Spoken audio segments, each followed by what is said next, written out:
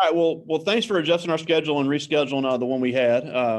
I know it was a lot of stuff going on that day, but we had to hear from you. Um, I've got a room full here at Velma Jackson High School, and we covered the Arts AV Career Cluster a few weeks ago, and we're also recording this for our friends at Rosa Scott, Ridgeland High School, Germantown High School, and for our YouTube channel. So we have looked at your website and seen some of the work you do. And I know you've got an unbelievable career. You've got a resume that'll rival most when it comes to radio, television, photography. You've done the whole shooting match. Oh, and I forgot, we're also recording this for our Digital Media Academy here on campus with Miss Dina Smith. So she's testing today, but she is looking forward to watching this. Awesome. So I'll let you take it away and tell us all about your background and what all you do and all the skills you need and your time at WAPT and the radio and the whole shooting match. Yeah, let's start from the beginning. Well, I'm Cam. I just go by Cam. Thank you for having me again. Yeah, I had a lot going on that day. I was traveling, but we'll get right to it. I am an archivist. My road to being an archivist started when I got out of Southern Miss. I went to Southern Miss, and my idea was going to be a 9th grade teacher. And I got out, I finished my student teaching. I walked into Richland High School as a 9th grade teacher, ready to go. And I realized, oh boy, I'm not ready. I was a 20-something with a ponytail. I looked just like the kids. So I went home. I actually quit that day. I told the principal I was sorry. I just wanted to go ahead and try and find something better for me. He was not happy. But I left that day, went home. My mom said, what are you doing here? You started your new job. I said, I quit. My mom said, get out. And I was like, what? And she's like, if you're going to live here, you're going to have a job, and you were supposed to be a teacher. And that's how I ended up at the news station, because I called my best friend and I said, hey, what do you do for a living? And she said, I'm a news producer. And I said, can I do that? And she was like, did you go to school for it? And I was like, no, but I can write. Like, I was an English major. And so I go to the news station and they give me, I tell the news director the whole story. Mom kicked me out. I need a job. I said, can you call my mom and tell her you hired me? He said, yeah, I hire you as an intern. I said, great. How many hours a week? He said, 40 hours. I said, how much money? He said, it's free. And I'm like, oh, can you call my mom and tell her that I'm working for free, but I'm working? Lo and behold, my friend Elena and her husband decided to extend their family. She got pregnant and she trained me to be a producer. That's how I ended up at WAPT. I was simultaneously an intern, but in the right place at the right time, trained to be a producer. And it was amazing. Like, here I am, a 20-something-year-old kid influencing and telling people what to think on the news. So I had great anchors at the time. Yeah, I got moved up. My friend John Parker was there for several years as well. Yeah. Love JP. Yeah, he taught me everything I know in real life. I still hear scanners in my sleep thinking about John. But he's awesome. And I learned to produce there. But what I realized as a producer, in a market that's like 90 to 100, that's WAPT in Jackson area, that you have a skeleton crew. So then I had to learn to do video and to voice my own packages, because I was a weekend producer. Wow. And sometimes we didn't have a reporter, but I would have a really good story. And I'm like, yo, the story needs to be told. It's just not like video. So I go in the booth and I start voicing the package, and I'd have a videographer like put it together, and I email it to the news director and I say, hey, Bruce, can we air this like tonight or 5 o'clock? Because we don't have anything else but national news, and this is a local story. And he started letting me air my packages little by little by little. And that's how I became a producer / news reporter. Hurricane Katrina hit, and that's when things really kicked into high gear for us at the station. Because until then, I mean, I had some pretty big stories. I had the Hargan trial, if you remember that one, the Edgar Ray killing trial from Neshoba County. So I had some big cases, but this weather event like Hurricane Katrina changed everybody's life. Yeah. And so we spent the night at the news station. We were on air for 6 days straight, nonstop. I was producing overnight, reporting. I was supposed to get married that weekend. Actually, I was going to marry the sports anchor, Larry Ridley, which I'm Cam Ridley. But we both had to work. Our wedding got canceled, and then we kind of gave all of our food and everything to some of the people who went to the Coliseum. And then we covered some weddings, and they were using my flower bouquets, and they put me and Larry to cover the wedding because it was great TV, but I'm just sobbing and crying. So long story short, Hurricane Katrina changed my life. I left after them because it was really a lot to take in after all of that happened. I moved to Miami of all places and got hit by another hurricane. And that was just the straw that broke the camel's back. I quit news after that because I just knew that I was happy. Like, I'm a happy person. And then chasing all the things that were not happy in life made me so sad. So I ended up quitting news and I didn't know what to do, but I was like, I knew that I had a camera back in 7th grade and I liked taking pictures. Like, that story kept sticking with me over and over and over and over. And I went to my husband, Larry, and I said, hey, I quit my job and I'm going to start school at Boston University. And he was like, wait, what? When did you quit? I was like, yesterday. And I enrolled today. And that was kind of how it happened. Because I walked in Boston University and I just saw the art department. I saw these cameras and I was like, oh my God. I had the most amazing instructors there. What I liked about the program is that all the instructors were working photographers and working artists. Okay. So what they gave us during the time was just invaluable life experience as they were living it, plus whatever they had lived up until then, and our regular curriculum. I learned so much there, made so many great friends, started my first business. It was called, what was it called? Ridley Blue Photography. Wow. Yeah, people used to call me Blue for some reason. I don't know. I'm a happy person. Yeah. And that's taking you to now where, you have your company now where you specialize in the corporate branding, and yep. you do, the body painting. I mean, it's some really cool stuff. So, how did you come up with this content? You have the sales pitch, create 1 month of content in 1 hour, and you have the body painting, which I've never seen before. So you have all these artistic ideas. So you found a way to profitize that. So how have you done that?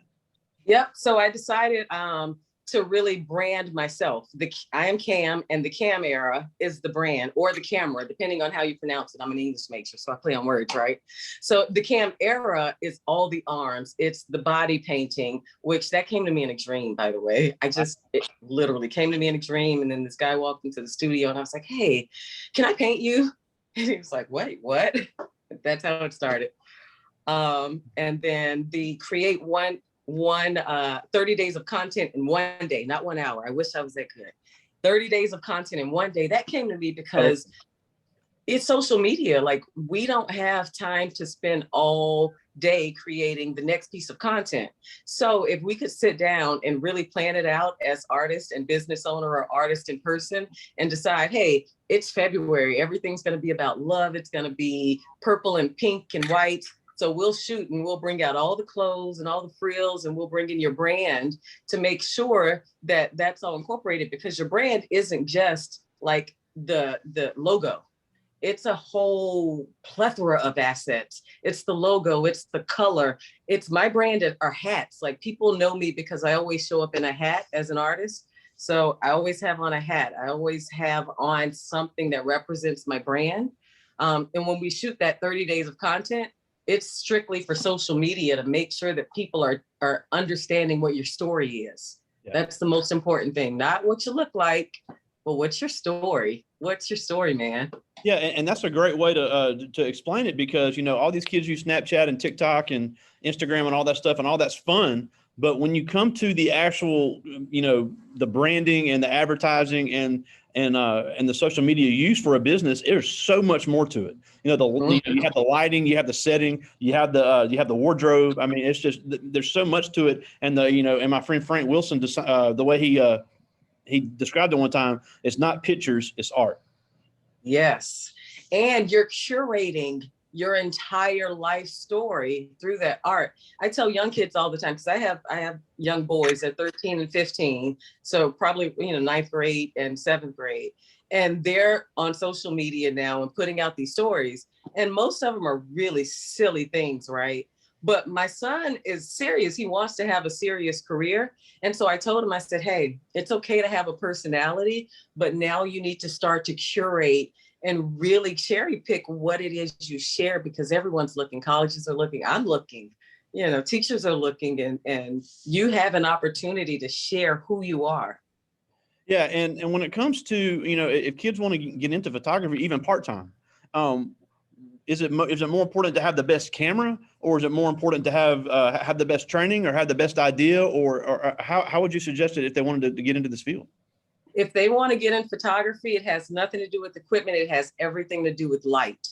That's the first thing that people need to understand. Photography, like I can take the same photo with my cell phone, with my big $3,000 camera, or my $10,000 camera with, a big lens. It's about the light, quality of light, and how to manipulate it and use it. For instance, as I'm sitting here, I wish I had some modifiers at my disposal. I could bring it in and show you how to uplight myself. But even if you brought in a big piece of white cardboard and put it in my lap, it's going to bring in so much light underneath my chin, and it's going to illuminate everything else because I've got this dark hat on.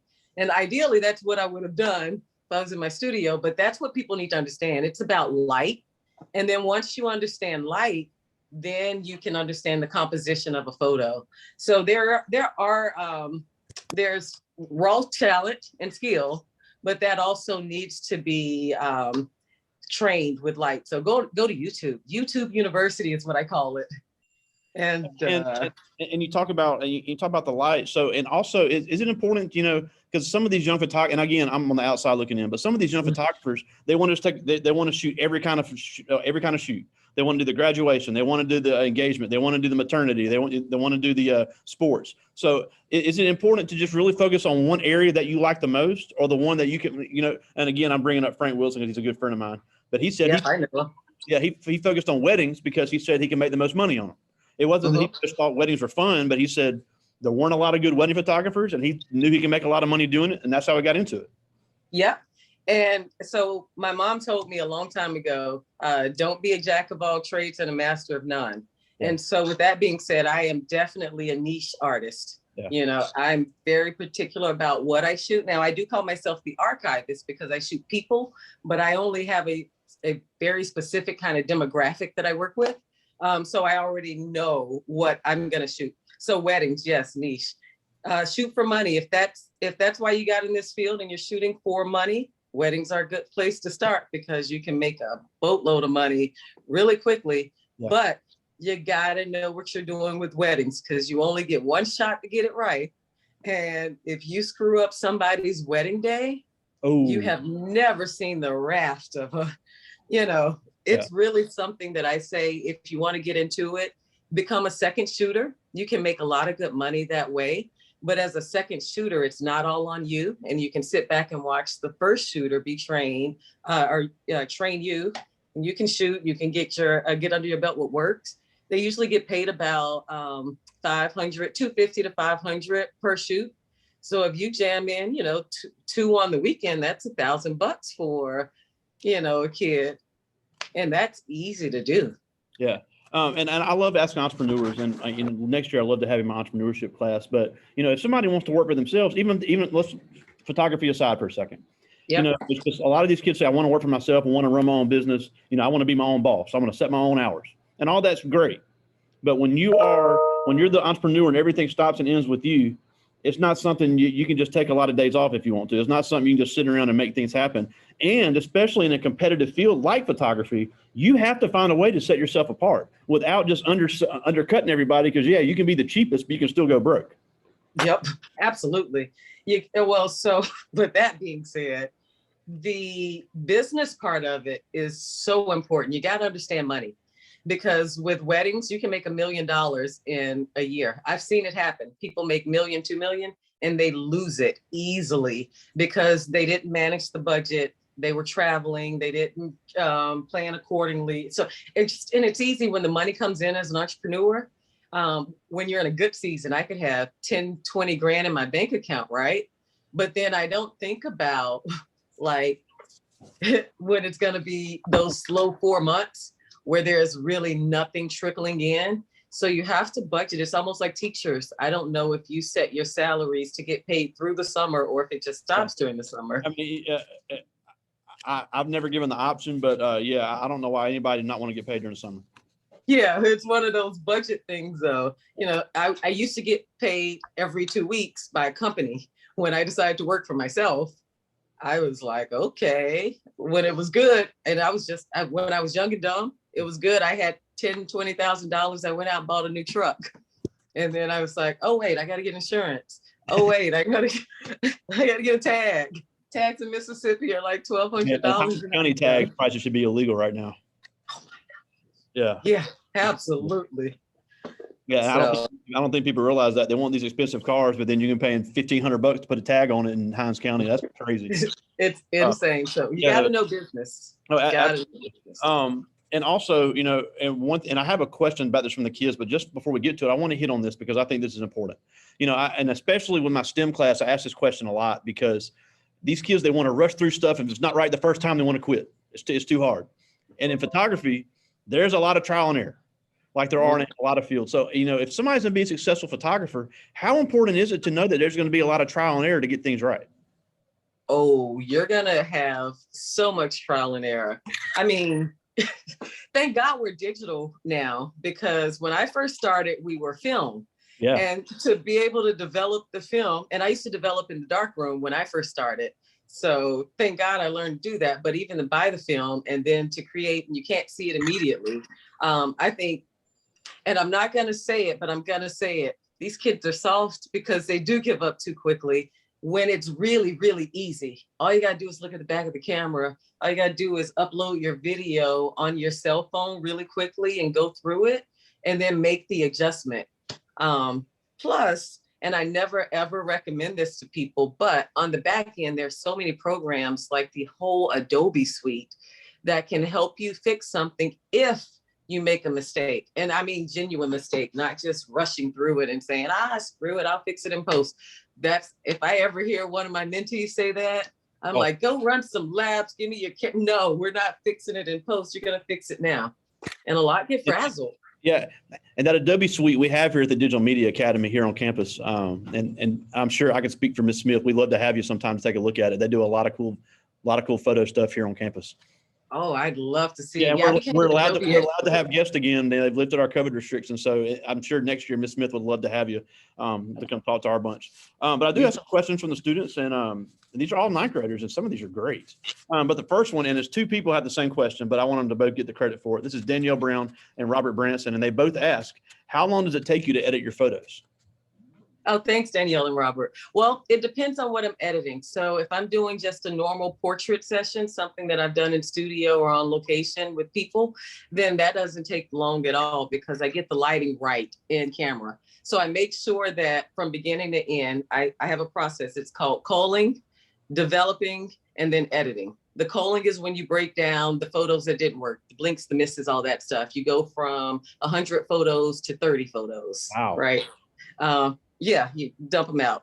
Because sometimes, with the digital, you snap, and you'll have this picture. So I don't show the client all that. I find the one in the middle that looks great. Yeah. And then that's the one I keep. So probably out of every 5 photos, 4 dumped. So that's the culling process. And people get very overwhelmed with it, with seeing 200, 300 photos, unless it's a wedding. Let me stop. I don't do weddings. I'm talking portraits here, headshots, business branding things. So that part, I cull the photos. That takes about 20, 25 minutes or so. Sometimes I'm like back and forth. I'm like, oh, I like that smile. I like those eyes. I did it. But 25 minutes tops for that. Once you get to the developing stage, I have actions. That's the beautiful part of Lightroom. I've preloaded all of my actions so that I know what I want my portrait settings to look like. I know if I'm shooting someone who is Black, that I know that I want the skin to look rich and not ashy. I know if I'm shooting someone who's white, that it's going to have to be a different adjustment on the slider. So I've got all these actions pre-programmed because I've done this for more than 15 years. That part takes all of 10 seconds. I literally just, it's copy and paste. That's what we do. We sync all the actions together and I copy it to what I need. And then once I take them out of Lightroom, I bring them over to Photoshop and bring in another action that I have. That's called the QP retouch action. I batch all of those photos in there. So for 30 photos, it'll take me another 20 minutes. That's an hour and 15 minutes tops, beginning to end if I don't stop for one edit. I upload it. I do a little slideshow, which I love to do. I use what's Mavavi editor. They're fantastic. You can make things look grade A. They've got so many different transitions and openings and closings that you can change. So you got so many options. I do that for the clients. They love it. And it's always like a great keepsake because who doesn't want to video themselves? Yeah, and I think that also goes back in that case, you're able to charge more. If you can offer more, you can charge more. The more you can offer the client, the more you can charge them. Because I always, this is my entrepreneurship class, but one thing I always say in there, if people will buy it, you need to sell it. And if people will pay it, you need to charge it. Absolutely. And it's all about value added. And what value are you adding to the client beyond snapping a great photo? Because we can all do that. Yeah. I can teach their entire class how to take their cell phones and snap some headshots, and they could go to any bank and say, hey, guys, I take all 30 of your bankers today, and we'll do headshots at lunchtime. And then, but what are you adding after that? Absolutely. After that, so my niche right there as entrepreneurship, I've linked up with a local framer and a local printer, and they've given me great rates. So if I did 30 headshots at a bank, I would go and take one of those headshots, or maybe 2 or 3 for the top bankers, print them out, put them in a nice frame, deliver them as a gift, and then say, here's the rate if you'd like for us to do them for your others. And then you can make a wall in your bank with all of your bankers and their beautiful headshots with their nameplates right underneath. That's cool. And once I give them a rate, they're already hook, line, and sinker because they see what it can be. They've seen that I've done the work, and I haven't even lost any money. I call that a lost leader. Wow, that's incredible. Now this is Terry Thompson, and he asked, has there ever been a time where you took countless photos and you still couldn't get it right? Yes. Oh my God. Yes, and more yes. That it's the lighting part. So I am a big stickler with lighting. And if I don't get the lighting right, I have taken thousands. I've done it before. Not in front of clients. I usually practice the night before, a couple nights before if I'm doing something new. I never, ever, and I learned this early from my mentors, I never go into a situation blind. So if it's something I'm trying new, I will practice. Now, I might learn the night before, but I'm going to learn it. And I've done it. I've got so many like mannequin heads set up in my house. And it's kind of creepy if you come through. Their mannequin heads set up, they're on light stands, they're different things to mimic the shape and form of a person so that I can practice different lighting. But yeah. And I have another photographer friend that said he takes pictures of himself. Yeah. When I first started, I took pictures of my toes. My mentor said, take pictures of your toes. That's how you learn to focus, because your toes are so tiny, but your legs are long enough where you spread them out. You can have a great little length of focus, and then you just start taking pictures of each toe. And then you can zoom in and do some macro photography, but that's where I learned to focus, taking pictures of my toes. That's really cool. This is Quintus McKay, and he asked, what was your first camera? My first camera was a Minolta. It was a Minolta. No, it was actually, no, I had to go back. It was a Pentax. A Pentax 110. I actually have a picture of it. It's me and Miranda Joyner. Do you know Miranda Joyner? Yeah, Miranda's been a guest of ours. Yeah, okay. Yeah. Miranda helped me start my art career back in 7th grade. Yeah. That's when I remembered. Yeah. I used to take pictures of her in our gifted class all the time. And she used to always say, Cam, take pictures. But I've got a photo of me, Miranda, and my little Pentax 110 camera. That was my first one. And my second was a Minolta camera that was given to me by one of the teachers, because I was I wouldn't call myself a bad kid, but I did land in the principal's office quite often for talking, and I was a class clown, and I was always kind of like in the spotlight. And so one of the teachers said, here's a camera. I'm going to give it to you as a gift. And I just want you to be quiet and see the world. Yeah. And that helped a lot. A great quote. Yeah, it was Reverend Calvin Day. He still lives in Mississippi. He's a reverend here. Wow. But that was it. He was like, just be quiet and see the world. And that was it. Started it. This is Amaya Dixon, and she asked, is this a career as hard as you thought it would be? It's harder. It's much harder because when I got into it, I thought it'd be just, let me be the artist. And I wanted to be this aloof, weird, quirky artist that I had the picture in my head of how I would be. And it didn't work that way because you have to be personable. You have to have customer service. You really have to know business. And it's a lot of trial and error on what's going to work and what you like. I shot weddings. I hated weddings. I shot funerals. I absolutely loved funerals. It was so unexpected. Yeah, it happened during the pandemic. Well, I mean, if, like I said, if people will buy it, why not sell it? I just couldn't do it.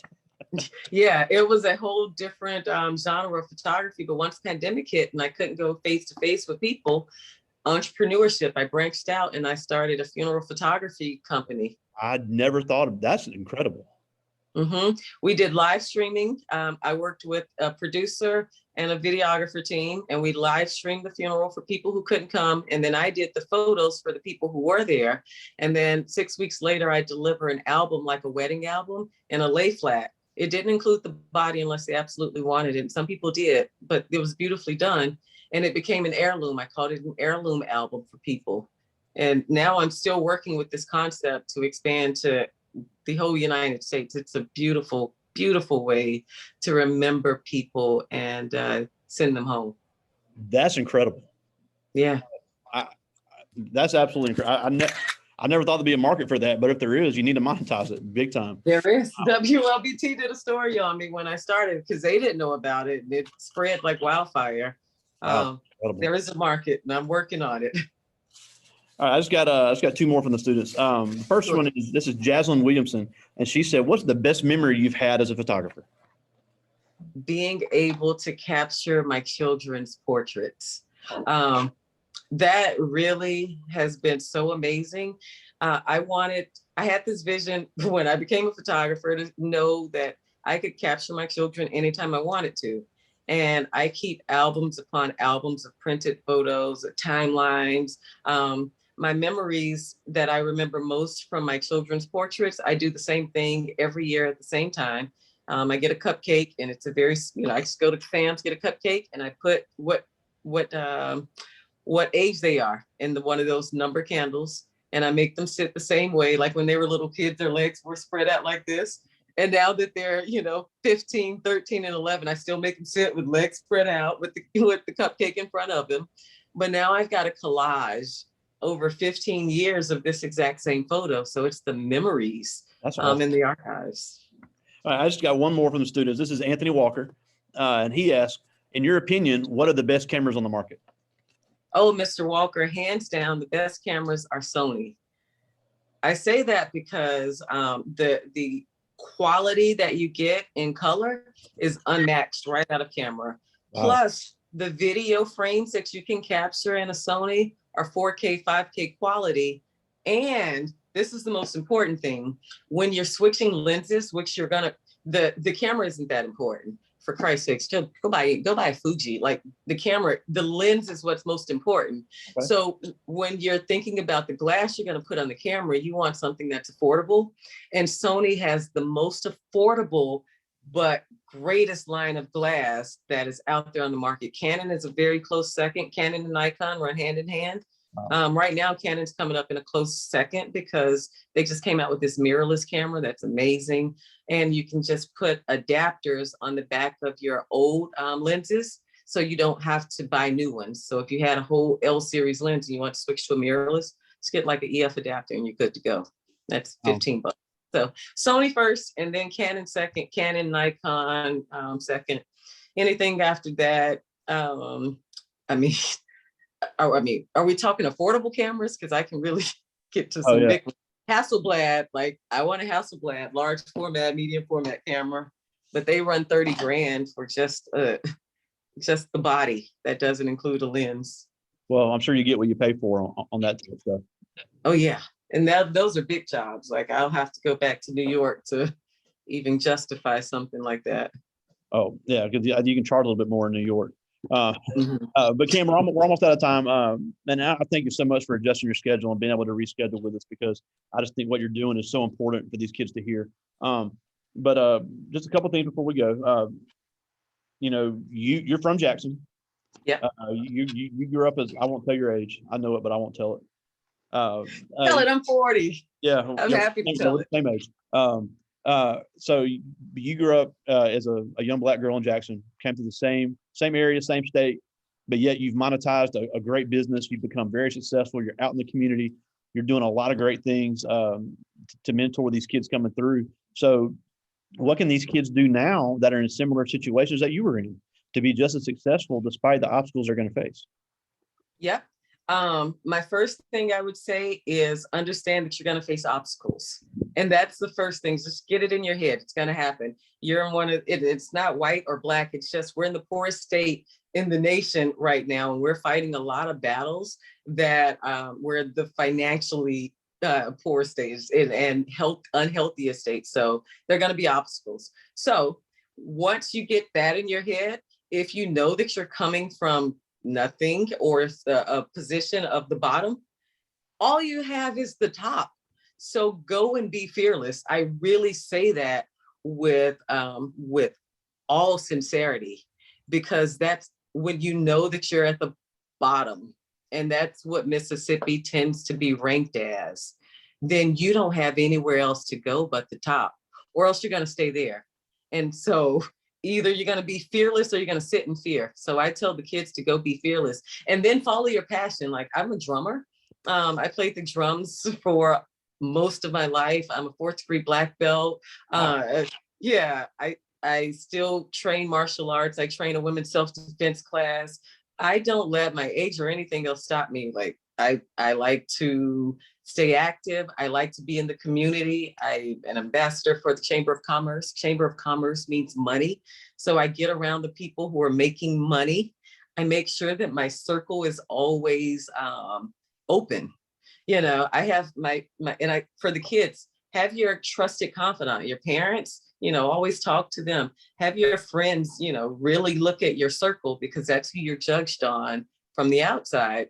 And so your closest 5 people will tell me a lot about you as a person, but keep your circle open as well, because people do change, especially at this age. Yeah. They change. Be a leader. I tell kids all the time, be a leader, you know, especially my kids. I'm like, hey, it's easy to follow the pack. It's easy to continue to do the same thing over and over, but be brave and try something new every day. Yeah. I got a lot of advice. Yeah. Oh, that's all good stuff. And I agree. It's extremely hard to be a leader, especially in high school. You know, but all the leadership skills you learn now, everybody watching now, watching later, I promise you, it pays off. Before we go, for help. Yeah. Tell us where to find your website, where to find you on social media. You're a great social media follow. So tell us where we can find you. All right. My website is www.thekamera.com. That is THEKAM-ERA.com, the camera. My social media handles are all the same, at the camera photography on Facebook. And then, yeah, I'm the camera everywhere. Just Google me. Google Cam Ridley. I should pop up my website, everything else. I try and make myself very accessible on social media, in the sense where I show a lot of my life and the things I do day to day, because it all matters in art, because I live my art. I paint my face some days I don't. You know, I show a lot of the behind the scenes. So if you want to follow me. But you know, you're a perfect example. You can be an artistic, creative person and still have a great career, making a great living for yourself. Absolutely, because you have to charge the right amount of money in order to support your family and in order to be happy. Because if you're not happy creating your art, then you're going to put some stuff out into the world that is toxic, negative, and nobody wants that. Absolutely. We all want to be happy. There's enough to go around. I promise. Money is energy. Absolutely. Well, again, thank you so much for joining us. The one and only, one of the top photographers here in Jackson. So thank you so much for adjusting your schedule. Yes. I'll talk to you soon, my friend. Thank you so much. Peace. Yeah, have a good one.